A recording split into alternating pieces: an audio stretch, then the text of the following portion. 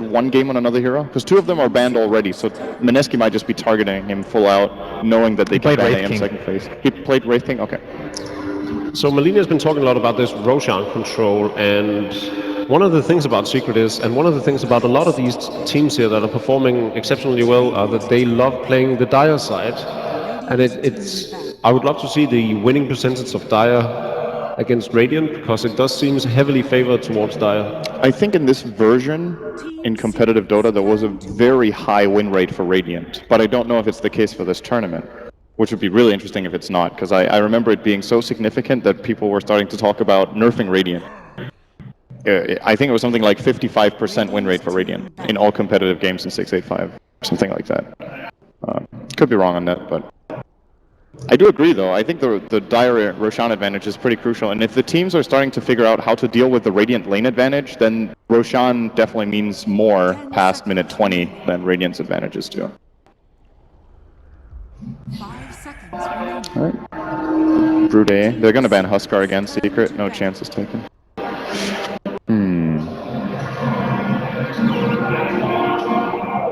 I'm actually not that surprised to see them take Night Stalker in the first phase. I don't think they picked it at all during the group stage, but I think that's one of Mineski's biggest weapons. Yeah.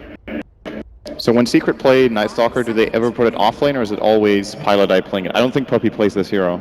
I don't recall played it ever for sure. seeing it on him. He played it before Slardar got super popular. Before it was cool. Yeah.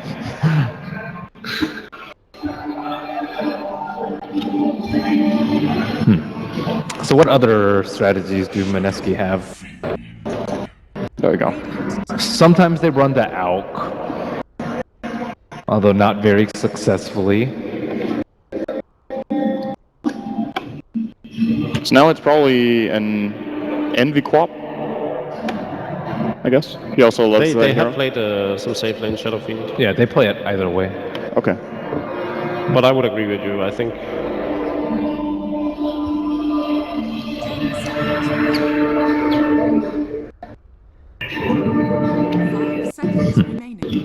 I think it's interesting to see these teams draft Darkseer Wyvern as the opener. We've seen it in a lot of games.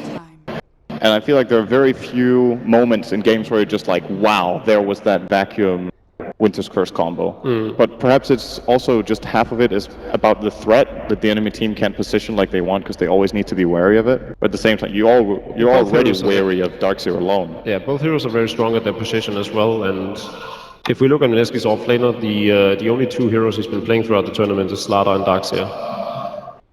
So it might also be about being comfortable. Yeah.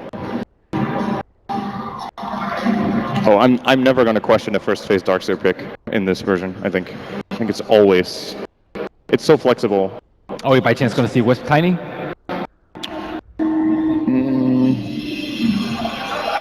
I like the combination of playing a carry that's good at split pushing together with Darkseer, because Darkseer will always be shoving the one lane with Ion Shells, and then you have a carry in the other lane. They could even consider going for the Anti-Mage that we were talking about earlier, also to steal it away. Secret won't run that with this. That's too much, isn't it? We've seen weirder things, and they're definitely taking their time here. Maybe they did want the Shadow Fiend. Yeah, if you look at what Benton picked right now, Himbo's played hero pool so far is down to a Wind Ranger. With the TA ban and Shadow Fiend being picked up, Ember Spirit ban. It's a pretty good Wind Ranger game. Yeah. And there we go. Nice.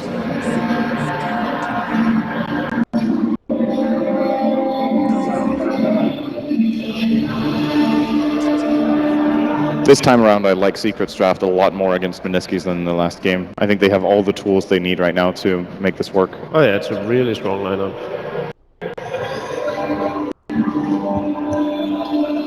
So are we looking at Safe Lane Queen over Safe Lane Shadow Fiend? Yeah. I think so.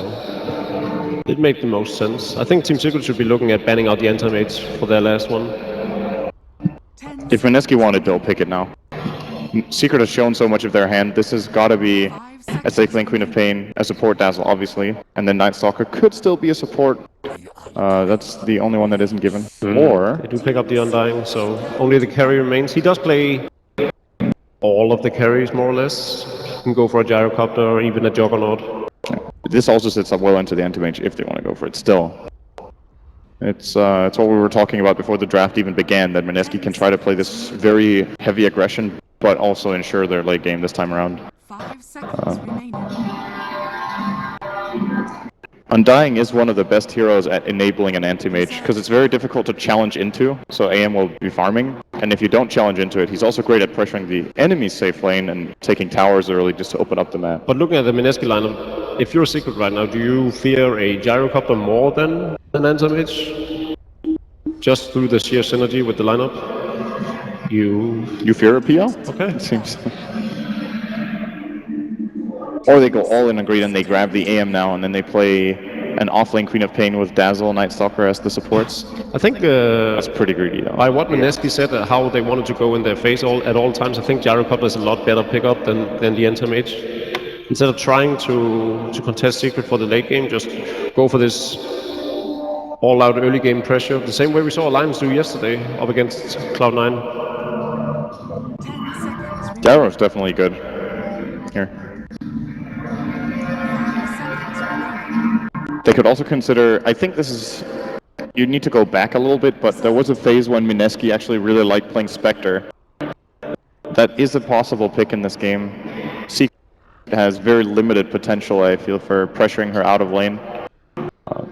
But it does put a lot of pressure on the other heroes to be able to win fights while she farms, and I could see them do that with this lineup. Yeah, I think with that, either Spectre or AM, they can feel pretty comfortable in their late game and play it at a much slower pace than they did last game, although that doesn't necessarily suit their style. But it's still nice to have that comfort. We have better late game.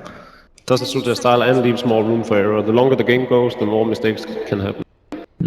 But at the same time, Secret have like really strong lanes right now. Oh, Tidehunter, great reset.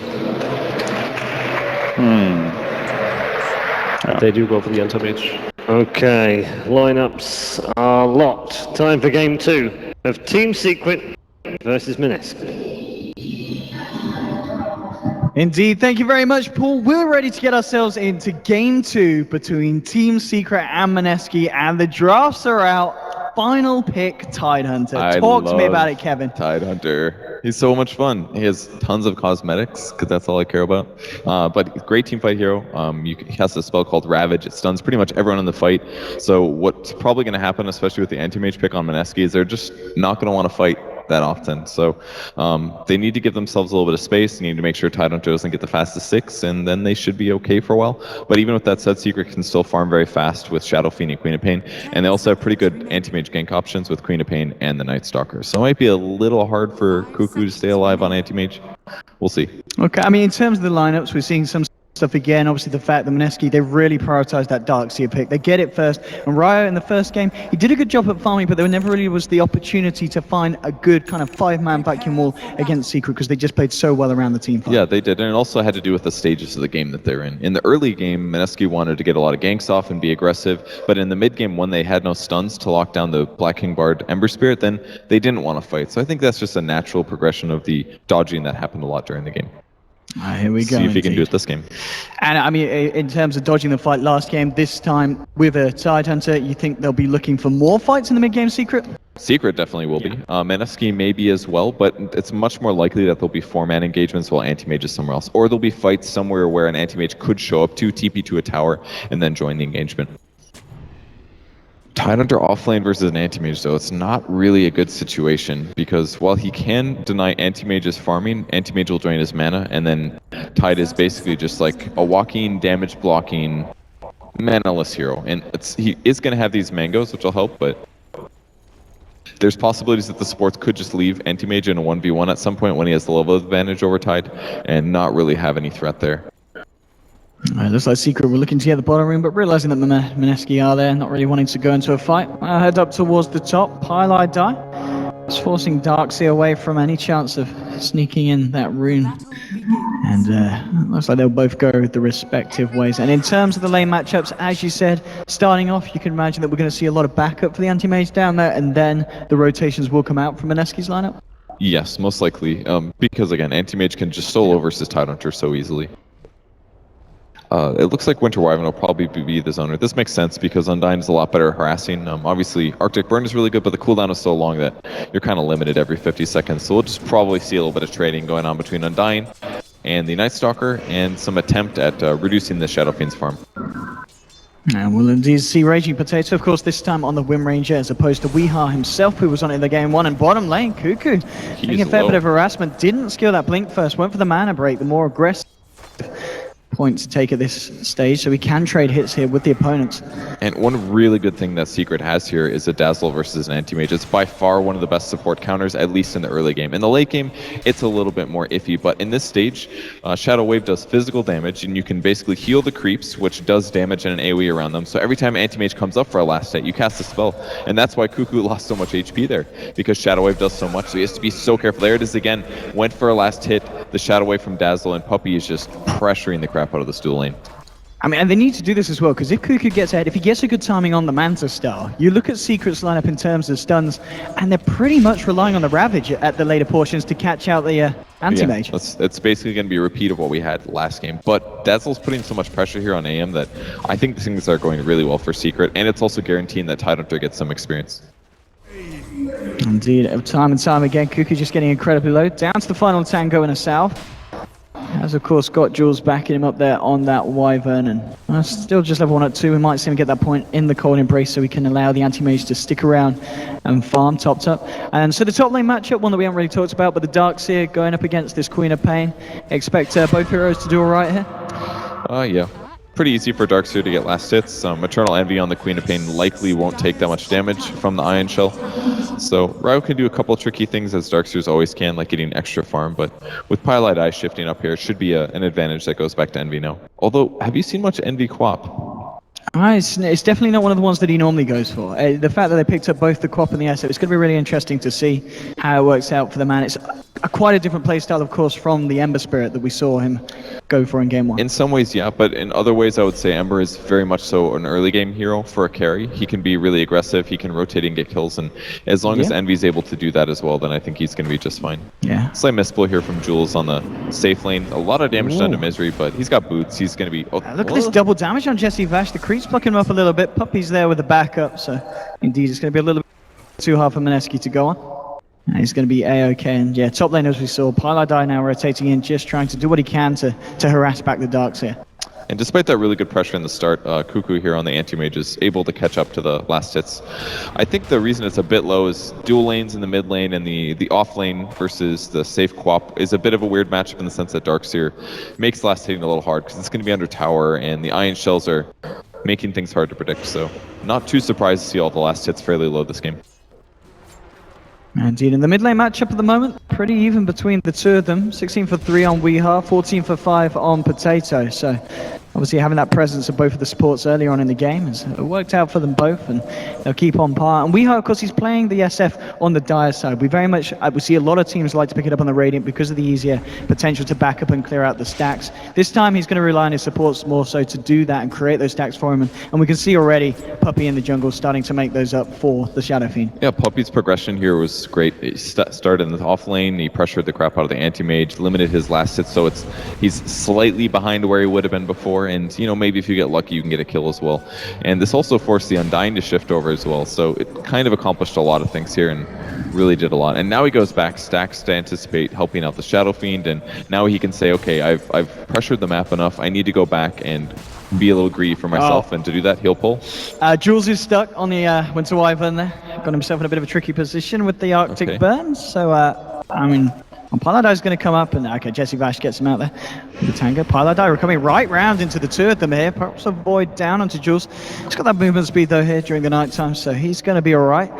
He may back off though into a potential win range, and he needs to be aware of a shackle shot. Now it looks like Raging Potato is just looking to clear up the camp here, so Pylight is going to be alright. He didn't just come to harass Jules, he also placed a really good observer ward that's going to spot exactly where the supports are rotating. So now Shadow Fiend knows how aggressive he can be, because they'll see where the Undyne is. If Undyne's not going mid, then he only has to worry about dying to Wind Ranger, which is pretty unlikely, frankly. It's more opposite to have the opposite happen. So Weeha's going to be able to get a bit extra last hits and advantage out of this mid lane because of that really good observer ward. Well, Jesse Vash and Pylight still just keeping the attention of each other. Bottom lane, we're seeing them do their best to harass Misery back. He's certainly not finding the greatest of CS, but he's getting what a Tidehunter needs, and he's getting the levels here at the moment. Yeah, levels are really what it's about. You hit level 6, you go back to base, and then you organize a gank with somewhere, you get a kill with that, and ultimately you'll go back to farming when your Ravage is down and try to pick up a Blink Dagger. And once you get a Blink, things can be very good for their team. They don't have a lot of follow-up is the only downside, but if they get a good Ravage, it'll allow Envy to set up a better ulti with the Scream. Things like that will make a big difference. Radiant's middle tower is under And we are now in the mid lane. It is starting to break ahead of the Wind Ranger, 35 compared to the 22, and that is still with the stack being there that Puppey's created. So he's going to have that as well to create even more of a distance between himself and the Wind Ranger. Top lane Envy, nearly level 7, has got that Sonic Wave, so Raya has to be careful how close he gets to getting low. You've got Puppey as well hanging around, maybe seeing if they can go for something. At the moment, 6 minutes in, still no first blood yet coming into sight for either side. He actually stood there to block the camp because that prevented Ryo from being able to pull that. So by him standing there, it means a little bit less farm coming to Darkseer. Puppey gets a single pull off, which normally would push the lane. This is fine because Ryo's always pushing the lane in the counterbalance. So Puppey gets a little bit of levels. He slightly denies what Darkseer gets, and overall a very marginal advantage going to Secret with this play. And Night Stalker just trying to get some levels there in the mid lane. Only level 2 at the moment on Pylai Die. You've got your level 6 coming out on Cuckoo. Halfway through level 5 on Misery. That's so leveled. For an offlane hero, this is amazing. If he was here by himself at the start, Undyne or Winter Wyvern could have stole his own. They want to go straight in with Mana Void. It doesn't do a lot of damage level 1, but it looks with the Splinter Blast and the Tombstone, they're going to get the first blood, and it will go the way of Cuckoo there.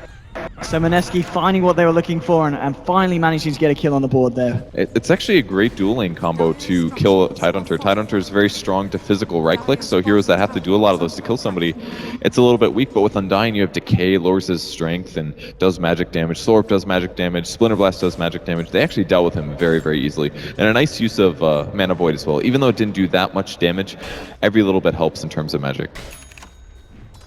Indeed, and that's going to be his Shred's done. Pylai Die on the Night Stalker will be looking for that urn. And Misery, he's more than halfway towards getting those Arcanes.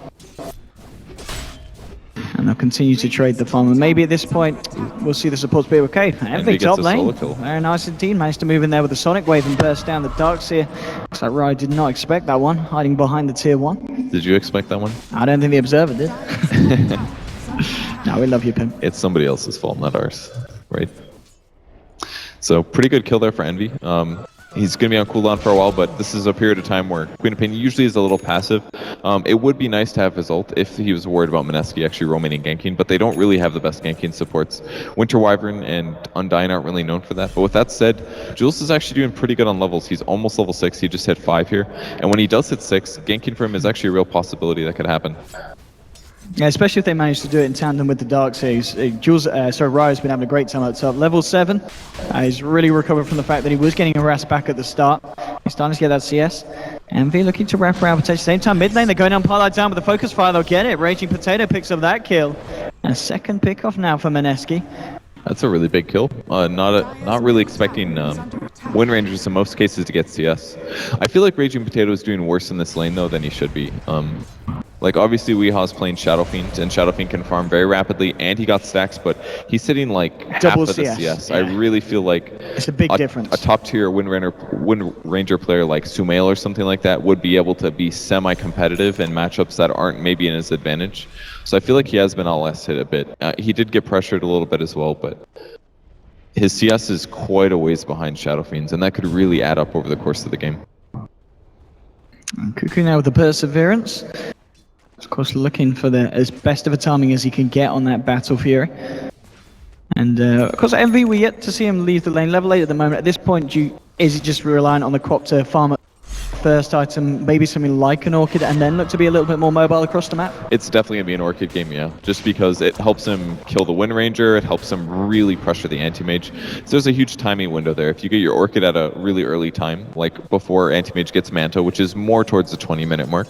So if you get your Orchid any time before 20 minutes, Anti-Mage is a pretty straightforward gank. Queen of Pain plus 1 other damage source means a dead Anti-Mage. Now, they don't have the best damage sources this game. It's a Dazzle, a Night Stalker, Shadow Fiend isn't that mobile, so so it's hard for him to gank the AM, but the Orchid alone will give them a lot of options towards shutting down this anti-mage and delaying his Manta style, which is really where he gets strong at team fighting. So Orchid is definitely going to be the play here. I want to talk about this, a bit of an unusual one coming out from Weehaw. Brown Boots, Aquila, Shadowblade. Not weird at all, man. He's been doing this all tournament. Okay. Grabs the Shadowblade, and this allows him to help gank the anti-mage. I mean, this is the Weehaw build then. It's not something that other SFs normally emulate. I mean, it is a very, very old school build, and going back pubs like 6 years and stuff like that, Shadow Fiends would consistently build Shadowblade, but it's coming back a little in the pro scene just because it turns a Shadow Fiend from a passive sieging hero who would normally grab like Mech, Sanjin-Yasha, BKB into a hero that can grab Shadowblade, get a kill or two using an ultimate, like a freebie kill, and then buying those tanky items. So it's just a slightly different play style. It's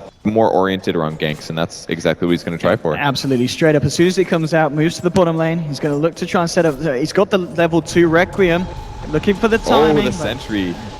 They've watched their replays. Yeah. They know Weehaw is going to go for those kind of things. And Oh, Shackle onto Envy, landing onto the one tree next to him there. Vacuum back as well, but they don't quite have the control. Envy will be able to blink it out. Misery is there and does have that Ravage if they want to try and turn. Sonic Wave is up as well. If Mineski come too close to this Tidehunter, Misery may just want to look to pop it. They're coming up the lane. Misery's there hiding. He's going to move forward. There's your Ravage. Sonic Wave to follow up as well. Straight into the middle. There's one. They get the Shadow Strike out to Potato. He did get the win run off, but I'm sure they'll chase this down for a second kill. TP reactions are coming through, and that's going to be enough to turn this. They're going to force Misery back. They've got the Arctic Burn slowed down. Envy's still sticking about for this. In fact, he blinks forward. He wants to try and get the kill, but he can't quite close the gap. And now the slow's on him. Envy could be in trouble. He's desperate for the kill. There we go. He does get it, but now is he going to be able to get himself out? He's got a TP. He's got to blink in 2 seconds. I think he's going to be fine. He's going to get away with this. He blinks. He TPs. He got the kill, and he gets himself home. Envy. That was looking scary, man. That Arctic Burn helped so much. Envy blinked aggressively, and he was just a bit too far away. Wind Ranger was trying to kite, but just didn't have the cooldown on her abilities. Maybe if she didn't waste a Shackle shot on the Tidehunter, she could have killed Envy there, but she did use it. I'm sure that was one of the factors that said Envy felt comfortable going for that dive. So really well played by him getting that kill. Oh, Winter's Curse, straight up onto Pylite Die, trying to look to set up a killer for Kuka, but the 6 charges are there. And the Mana Void, it's not going to do too much. It will just force Secret back.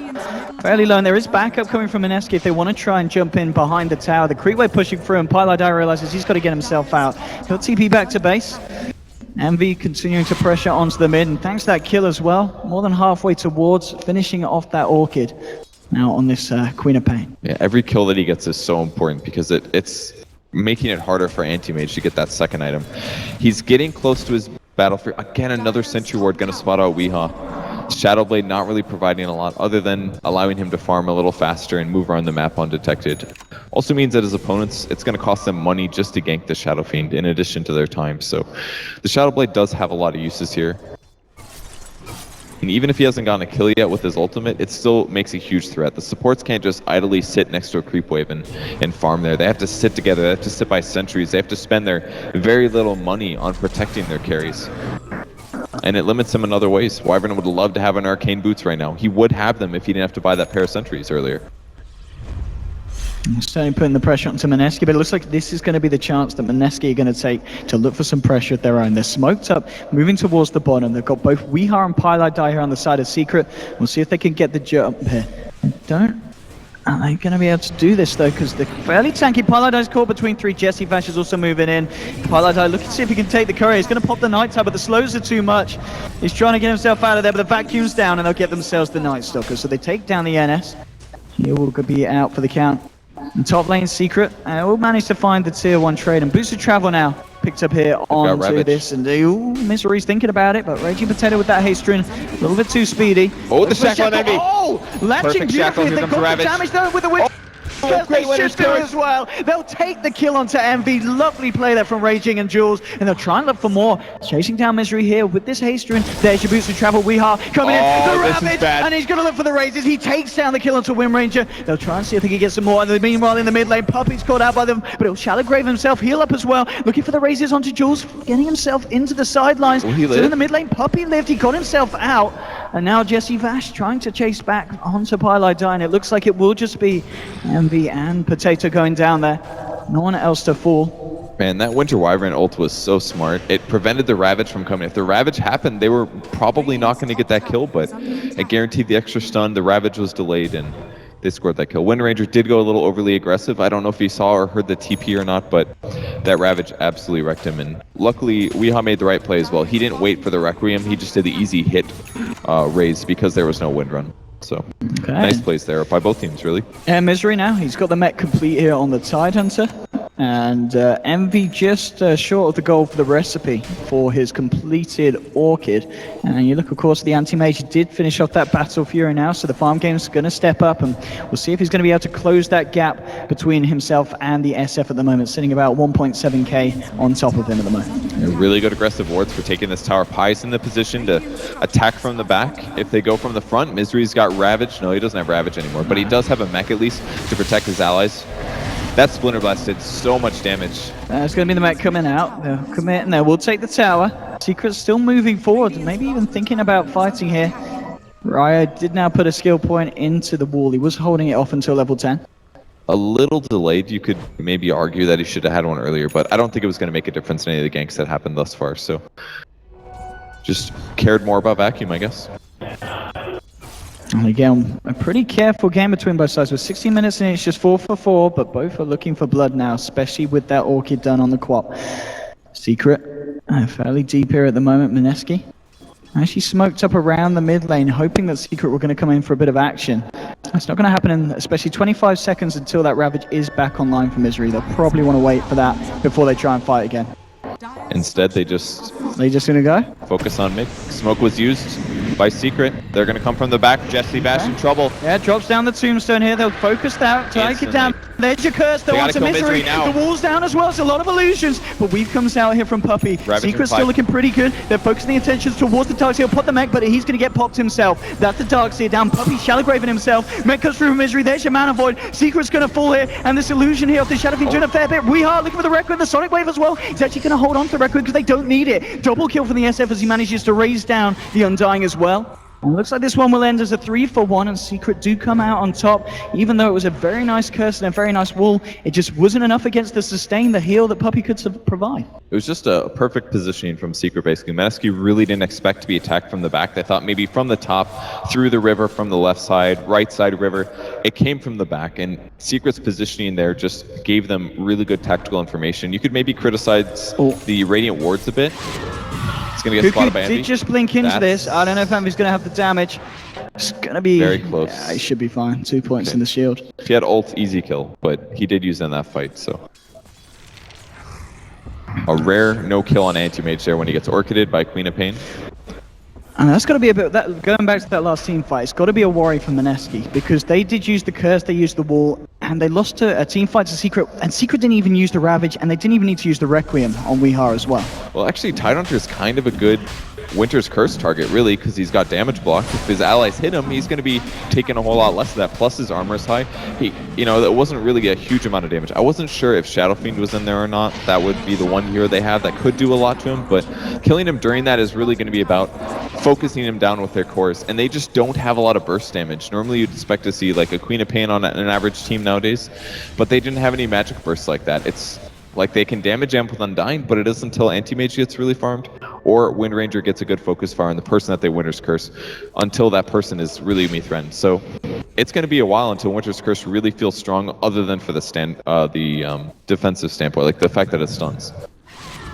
Pilo die, moving in top. Shackle's not going to latch to get the silence onto Raging. Misery and Envy are there as well. They'll look to get the kill on the Wind Ranger and they'll get it. He's now down for 50 seconds. No stun. I thought he was going to get stunned, dude. Did you see that net creep? I didn't actually. What if they used a Helm of the Dominator on the net creep and then stunned him with that? That would have been cool. If there was a Helm of the Dominator. Well, nonetheless, they get the kill. And they're maybe even looking for more. They're starting to push down mid. SMY is now done by Weehaw as well. And he's already looking pretty. He's 2k still ahead of this Anti-Mage. Yeah. Anti-Mage furiously trying to farm up and trying to do what he can, but he's still got a fair way to go before the side of Secret are really going to be scared of him. I feel like Secret's definitely winning the vision and mobility war. They're moving in good positions. Their wards are not getting dewarded, whereas Mineski's wards are getting dewarded.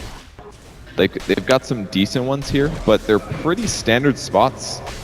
And Secret just seems to be on the better page for that. And it's so important. The last fight was won because Secret had better wards and they had better positioning. Pilar leading it in towards the mid. You're going to get Weehar coming in with his Shadow Blade.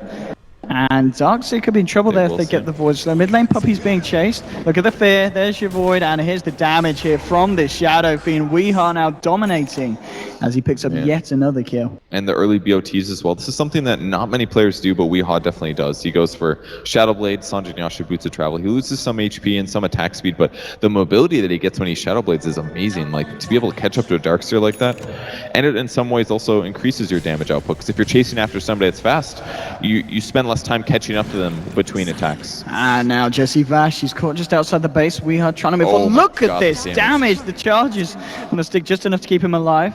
So they actually lose the courier there, the Dire. And did have the bottle on that was... Anti-Mage, maybe, was the one that got it.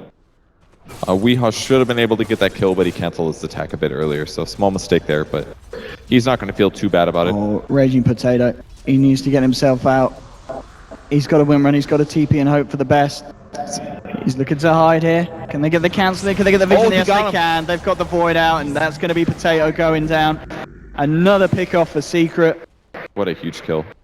So that'll be Ags for Wind Ranger, but 1-4-1 on a hero that can do a lot of damage. This is looking bad. Ult on Misery mid. They got Kuka moving in as well, but Misery is just going to pop the Greaves to try and walk it off. Azure the Ravage Sonic Wave onto 4. Misery will still go down. Secret, do they have to follow to clean this one up? They've got a Cold Embrace onto Kuka, keeping him alive. Envy trying to move forward with the Screen Burst. They can't quite get the Anti-Mage. Shadow Strike's going to tick him down. He's going to look for the TP back to base, and he's going to be all right. Gets himself back to the fountain. So Secret, even though the combo was there, it just wasn't enough damage to get themselves a kill. That was a huge fight for Mineski there. They got him to waste Ravage, so Tidehunter is pretty useless for the next minute, 2 minutes. They did use a couple ultimates themselves, but... I mean, Sonic Wave down as well. That's gone for 100 seconds. That was huge, that they were able to save him. The benefit of Winter Wyvern AM, pretty good combo. He's already super magic resistant. Throw some physical immunity on top of that, and he's in a good place. And if you look at his skill build, he's adjusted for this. No stat points, man. He's got 3 levels in Spell Shield, and I think that was a really nice reaction to what he's playing against here. A lot of magic coming out of Secret. So Mineski's certainly holding at this point. And Weehar coming into lane. We've got a Wind Ranger on the high ground. Would love to try and find a Shackle if he comes too close in this sentry there. Was of course getting the vision of Weehar as he came in. These wards are just so dominant for Secret. Oh, I'm sorry, this is a Radiant ward. That one's really useful. But this one over here by the Dire, super great ward. Spots all of their movements. They see, okay, Mineski is turtling right now. That's pretty clear. I mean, they can't really gank until they have Winter's Curse. They've made that clear, right? It's their best range disable. They're using it just to stun and set up kills. On top lane, you've got Pilar die out on his own. Does he have eggs? No, but he has he's halfway vision. there. He's halfway there. I think he just saw them with regular vision. Smoke from Secret.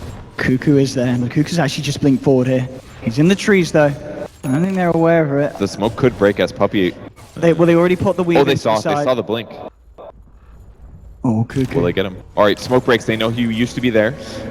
They're going to keep looking for him, I think. He's going to TP out, and they can't. They don't really have anything to do. They don't even have blink daggers yet. They can't find him.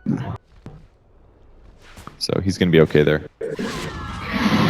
Any new items on the map? Not that much. Envy finished his BKB on top of the Orchid. That was his item of choice. And over on the side of Mineski, other than the Ags, as we were saying, being done. They did pick up the Greaves just before the Ags on the Wind Ranger for the Darkseer. And I think that's the Manta style, obviously done for Anti-Mage. Oh, he doesn't have Manta. He got found by Quap. But Envy didn't go for it because he's like, oh, he's just going to have Manta, no problem. It's one of those times where you should probably just do it anyways, just to test him, see what happens. But it's so hard to read that situation. If he just starts running after he gets Orchided, it could just be Anti-Mage waiting until something more serious hits him like a dagger. It's very hard to read there's not a sentry top. Okay, there is. Yep, there is a sentry top. Rhino straight away. But look at those sentries on the map. There's 5 sentries. That's 5. It's not 500. Yeah, it's 500 gold. Each one is 100 gold. So that's 500 gold that one of these supports doesn't have. The Undying to be specific. And this guy's nothing. He's got a Wands and an Arcane Boots. And he's forced to buy all these because he bought a Shadow Blade. We do see Puppy go down. So they get 1 kill at least. But for a 5-position support that has no farm himself, it's not really what they need. The Shadow Blade completely paid off, honestly. It's one of the things it does. Shadow Fiend farms fast. He buys this item that's useful for him. maybe not the best, but and then he counters his enemy supports as well. Cuckoo looking for some aggressive jungling here. Over the other side, Weeha is around. Is he going to try for this? He's going to go for the TP anyway. Cuckoo nowhere to stop it.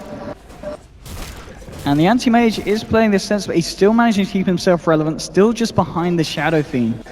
Hasn't quite been able to get himself right on top because he's not been able to find himself in a huge fight favoring the side of Mineski. But 25 minutes in, 7 to 10, the fights haven't really been that frequent.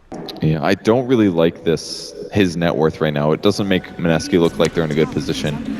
Anti-mages should be ahead of everybody else. Like, Weeha has basically just farmed incredibly fast to be able to keep his net worth up this high. And he's got the right items to deal with SF as well. He's got the talisman now, so even if he does get stunned and he jumps in and mantas, the mana drain that's coming out from the illusions won't be as fast as they'd be expecting. Like, Anti-Mage needs at least one item right now to be competitive with SF, and he's not there.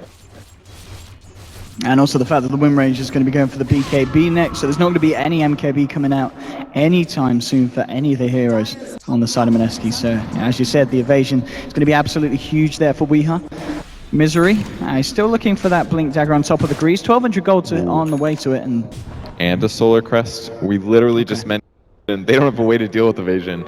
And now he's got an extra 25% that he can throw on the Shadow Fiend when Shadow Fiend goes high ground. It's going to be disgusting. So Secret is very likely going to go do some pushing here. Oh, or they'll wait until they this mid, but there is a sentry. Jules is going to see it, but he's only going to see his own demise potentially. Will drop the Winter's Curse, but Puppey and Pylai die there. They'll clean up the Wyvern. I don't think that was worth it. I mean, he could have ultied Pete. I guess he also had the Glimmer Cape, but... Oh, Manta is there for Cuckoo. He's going to blink back, but he blinks into Misery, and Misery does have a Ravage if they want to try and control the aim, and they will. They'll pop the Ravage. They get the damage there with the physical burst from Puppey. It counts as a double kill as he moved across from that Wyvern kill in the mid lane.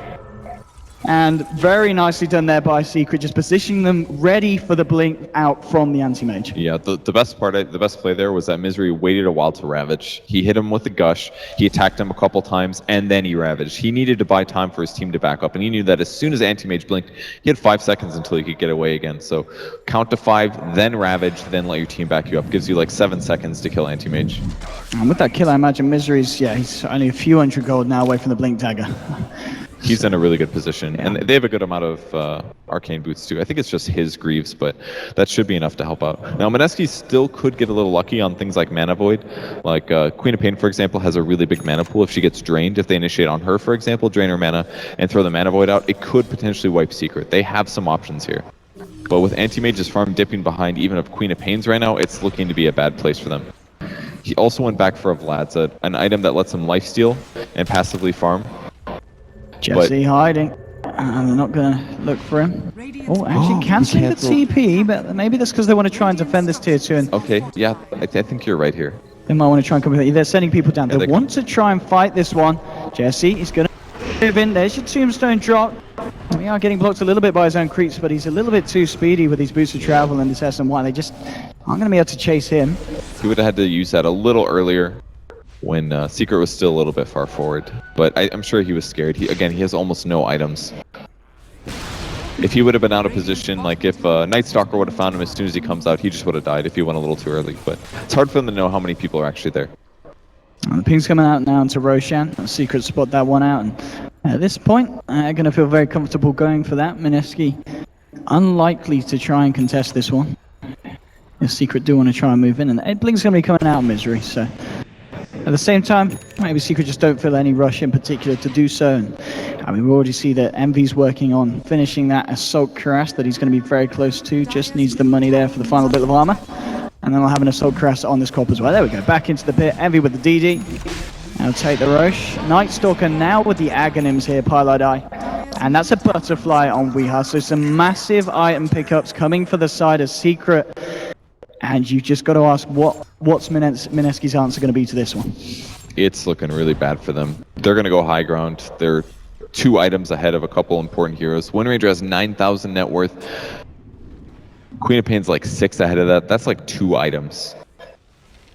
It's going to be really tough. He can't even get close to matching up against Weeha. Like a BKB is not going to save Wind Ranger here. I think she should have just gone damage. MKB immediately after the Ags would have been the only way. But now she's got a BKB, which, it'll make her magic immune and stop the slows and the misses, but, or at least the misses from Crippling Fear, but and the Ravage, but I don't know if that'll be enough. Bottom line, Paladin just giving a bit of harassment here to Cuckoo. The rest of the side is Secret. Still putting on the pressure. We already saw Weeha just head up to the high ground, get the punches in onto the tower. And he's got the sustain of Puppey there on the Dazzle behind him. So he knows that he can do this. They have every piece. They have an initiator. They have a core that can tank. They have somebody giving them vision. Secret has, their lineup is perfect here. It's just so good. It's looking to be that unstoppable force at this point. Look at the racks just melt. There's a focus fight, but he just doesn't care. It's not doing any damage with the Solar Crest laid down onto Weeha. He's evading half of the shots. They'll attempt for a shackle. They'll move Cuckoo in. But he just turns around and hits back at the anti-mage, and they've got to walk themselves back off. This is the reason Shadow Fiend is so popular right now and seen so valuable. From the side, Jesse Bash. They'll drop a wall here, Mineski, but they've lost the Undying. We are just playing around the wall. There's going to be the mid lane racks gone.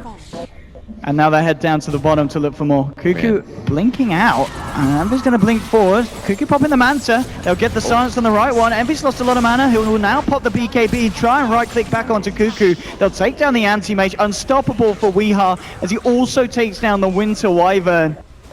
And only 2 left on the map here for Mineski. Secret having a pretty insane game. Game 1, we saw them struggle a bit in the early game against Mineski, but they turned it up for the late game, and in this game, Secret, they've been turned on from the start. They are just completely outclassing Mineski in this game. They got so much more farm naturally. There's the Ravage initiation. It's straight in, and they'll look to find some kills with this one. Right, will pop the Greaves. There'll be a buyback from Anti-Mage. Nice mana void onto Envy. Envy will blink himself out. They'll put the Manta, look towards Misery. It's a vacuum, but there's no wall to follow up at this point, and Puppey's there with the Shadow Waves. They'll heal themselves back up, and Weeha just continues to sit there, go for the objectives, hit Zerax, and they'll take a second set down away from the side of Mineski here. I don't even think they leave. Go back top lane. They continue. I guess they're low on mana. All right, they're playing this ultra safe. Secret wants no chance of going to loser bracket. I don't even know if they need to, though. I mean, Mineski is so far behind in farm. They still have the Aegis. They're just going to go back. They're going to farm for about 40 seconds, and then they're going to go back top, and they're going to end the game. I just really think that Secret clearly outclassed Mineski this game. They farmed faster than them in all categories. They completely won the mid lane. Weeha's been out-farming an anti-mage consistently, even though he got a relatively fast timing on the Battle Fury. Oh, he's going to go for the kill on Cuckoo. Okay, Cuckoo taking on the edge here. Will blink out, so won't be able to quite find the damage for the kill. Scaring away the anti-mage. But yeah, as you said, the fact that this Shadow Fiend 8k ahead of this anti-mage. Yeah, I almost feel a little bad for Mineski in the sense that, don't you think they would have rather been matched up against somebody else in the winner bracket round? I think they're a very good team, and they definitely can match up against some of the other teams, but against Secret, arguably one of the best teams, top 2, top 3 teams in the entire tournament, they're very far behind this game. And there we go, MP just moving forward. There's an MKB now on Weeha as well. It's just getting scary and scarier. Mineski are smoked up. They're going to look for an engagement. They've got all the ultimates. It's Misery, the one that's revealing himself at the moment in the lane. At the same time, Envy's going to find the pick up onto Room Ranger, so they've already taken out Raging Potato. Cuckoo will blink himself out, and they'll enter the fight here. Envy, and they'll drop the wall on him, but the BKB's out from the man. There's just Sonic Wave flying through. Does actually clip both Jules and the Darkseer. They'll get off the Winter's Curse. Envy might Turning die. on to Envy. Can they actually kill him in time? No, it's a double kill for Envy. Monster kill streak for Weeha. Make that a triple kill. And Secret playing on a totally different level to that of Mineski in this game, and they take it 33 minutes in, 20-7, Purge. They made that look pretty straightforward, honestly. Won all their lanes, got the items they needed. Yeah, they died here and there. Mineski had a couple good ganks and stuff like that, but they just consistently stayed ahead in farm, in warding. They always knew where their opponents were, and they never let them get a really good team fight. Absolutely not. And we saw, though, in game 1, Mineski, there's still a bit of hope for them. These guys, they can step it up, but as we saw there, they just couldn't do it to the same level as Team Secret.